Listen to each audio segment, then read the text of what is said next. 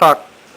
Hi. So we're going to be doing the scene where Clerval comes to visit Frankenstein, who is sick, and he hasn't spoken to his friends or his family in a few months because he's been so down about creating the monster.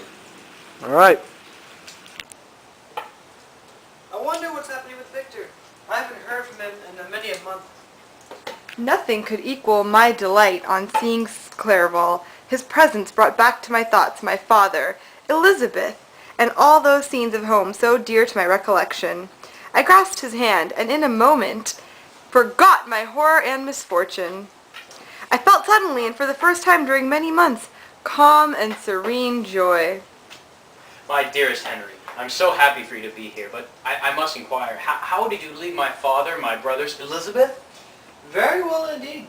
They are very happy. Except they are very disturbed by your long silence.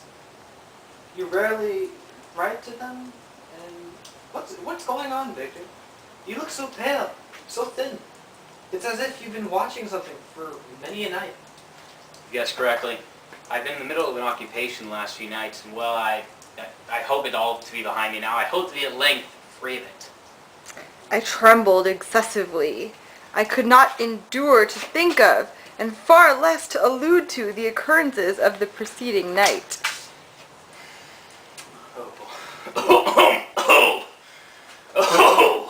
Don't laugh like that. Oh. You sound like a madman. Don't laugh. It's me. It's him. It's not me. It's him. Save me from Calm him. yourself. Save me from Calm him. yourself.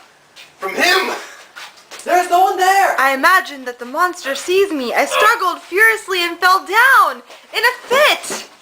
Poor Clerval, what must have been his feeling? Doctor! A meeting which he anticipated with such joy, so strangely turned to bitterness, but I was not the witness of his grief, for I was lifeless and did not recover my senses for a long, long time. This was the commencement of a nervous fever, which confined me for several months. During all that time, Henry was my only nurse. But I was in reality very ill, and surely nothing but the unbounded and unremitting attentions of my friend could have restored me to life. The form of the monster on whom I had bestowed existence was forever before my eyes, and I raved incessantly concerning him. By very slow degrees, and with frequent relapses that alarmed and grieved my friend, I recovered.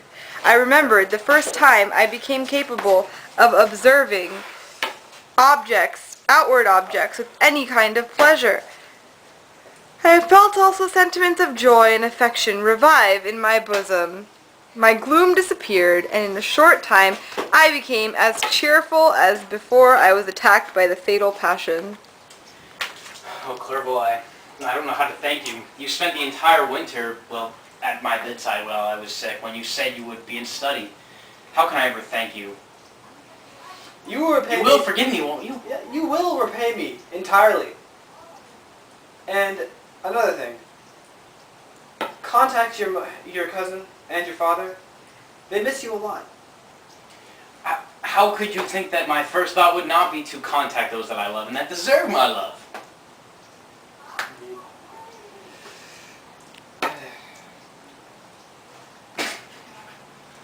And also, there's a letter that your cousin wrote to you. It's over there, I believe.